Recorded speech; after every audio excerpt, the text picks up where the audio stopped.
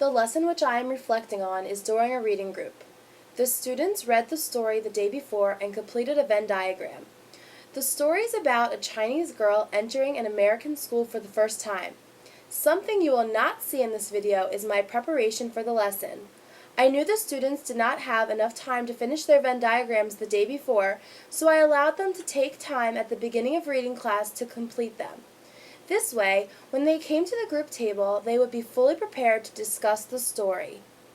So raise your hand and tell me what you think of the story. Here, I asked the students to tell me what they thought of the story. This helps students express their own ideas, reaching for a deeper understanding of the story instead of regular comprehension questions with definite answers. You kind of had to infer that there might be some sort of punishment. How did you figure that out? Another strategy I used to encourage further comprehension of the story was inference. I asked the students to infer what the main character thought when she said that she saw a long, mean pole seen behind the teacher's desk. The students realized she thinks the pole is used as a form of punishment because it is described as being mean. Maybe she thought that the pole was used to hit people maybe. Right. I think that that's what she meant because she was saying how it was similar to the one that was in China. Although the reading group was just 30 minutes long, I wanted to appeal to most learning styles. In order to do that, I incorporated a game to get the students to be able to move a little. Because in the story the main character could not speak English, she needed to learn new gestures and body language to be able to communicate with those around her. I wanted the students to get the feeling of what it was like to have to communicate without words. The game is like charades where the students will act out a statement while the others guess what they are acting. This game was a good way to break up the group time at the table. The game was successful because the students enjoyed it and it allowed them to think in different ways by trying to figure out the proper way to portray their statement on their index card. Overall, I felt that this lesson went smoothly.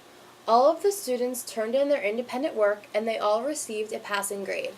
When planning this lesson, it was my intention for the students to complete 2 assignments as independent work. I wanted the students to create a guidebook for the main character for when she entered the United States and especially entering a new school, and to complete a handout about the details of the story and why they were important. Although this handout would have been helpful for the students, I realized that with the time constraints, the guidebook was enough work for them to do. Sometimes deciding things on the spur of the moment while teaching makes for a better lesson. I would take less time for discussion and comprehension questions and more time to play the game because it was obvious that the students enjoyed it. It is important to appeal to the students' learning styles and interests. I would also write directions for the students because I found that they had difficulty remembering what to do when they were working independently. Teaching is a continuous learning experience. No lesson is perfect. Reflecting on lessons is important to help one become a better teacher. After analyzing this particular lesson, I feel that I have become more in tune to what would make me a better teacher.